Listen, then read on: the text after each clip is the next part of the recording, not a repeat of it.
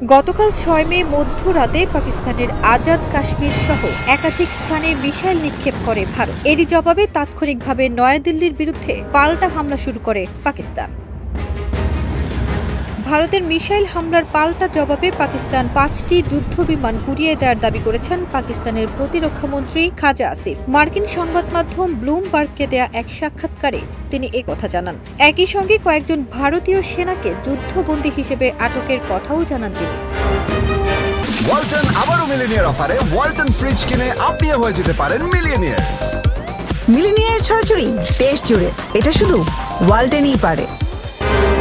পাকিস্তান অভিযোগ করছে ভারত ইচ্ছাকৃতভাবে বেসামরিক জনপদে হামলা চালিয়েছে। প্রতিরক্ষামন্ত্রী খাজা আসিফ বলেন, বেসামরিক এলাকায় কাপুরুষের মতো হামলা চালিয়েছে ভারত। তারা তাদের নিজস্ব আকাশ সীমা থেকে বাইরে আসেনি, তাদের বের হয়ে আসতে দিন, আমরা উপযুক্ত জবাব দেব।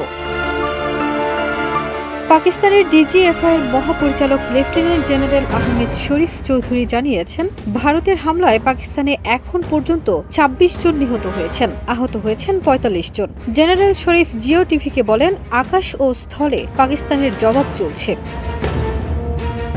এদিকে ভারতের পক্ষ থেকে সম্পূর্ণ ভিন্ন দাবি উঠে এসেছে। দেশটির সশস্ত্র বাহিনী জানিয়েছে, অপারেশন সিন্দুর নামে অভিযানে পাকিস্তান জম্মু কাশ্মীরের ৯টি স্থানে হামলা চালিয়েছে। তাদের দাবি, এই আক্রমণ সন্ত্রাসীদের অবকাঠামো লক্ষ্য করে চালানো হয়েছে, সেনা সদস্যদের উপর নয়।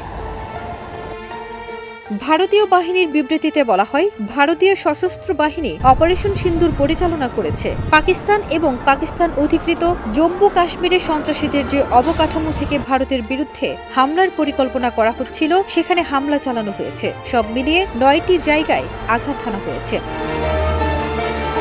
এই হামলার জেরে মধ্যরাতে আকাশপথের নিরাপত্তা হুমকির মুখে পড়ে আন্তর্জাতিক বিমান চলাচল। তারই প্রভাবে বাংলাদেশগামী দুটি ফ্লাইট মাঝ আকাশ থেকে ফিরে যেতে বাধ্য হয়। ফ্লাইট দুটি হল তুরস্ক থেকে ছেড়ে আসা টার্কিশ এয়ারলাইন্সের ফ্লাইট টিকেট ৭১২ এবং কুয়েত সিটি থেকে ঢাকাগামী কুয়েত এয়ারওয়েজের ফ্লাইট J9533।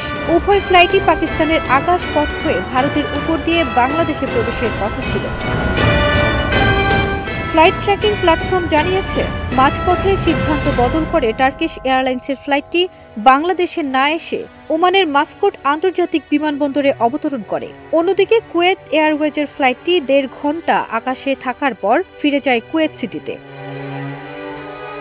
এদিকে পাকিস্তানের বিভিন্ন স্থানে ভারতের ক্ষেপণাস্ত্র হামলাকে লজ্জাজনক বলেছেন যুক্তরাষ্ট্রের প্রেসিডেন্ট ডোনাল্ড ট্রাম্প। দুই দেশের মধ্যে চলমান সংকট প্রসঙ্গে সাংবাদিকদের এক প্রশ্নের জবাবে তিনি একথা বলেন। অন্যদিকে এ হামলার ঘটনায় গভীর উদ্বেগ প্রকাশ করেছেন জাতিসংঘের মহাসচিব Antonio Guterres. Now it's a shame we just heard about it just as we were walking in the doors of the Oval.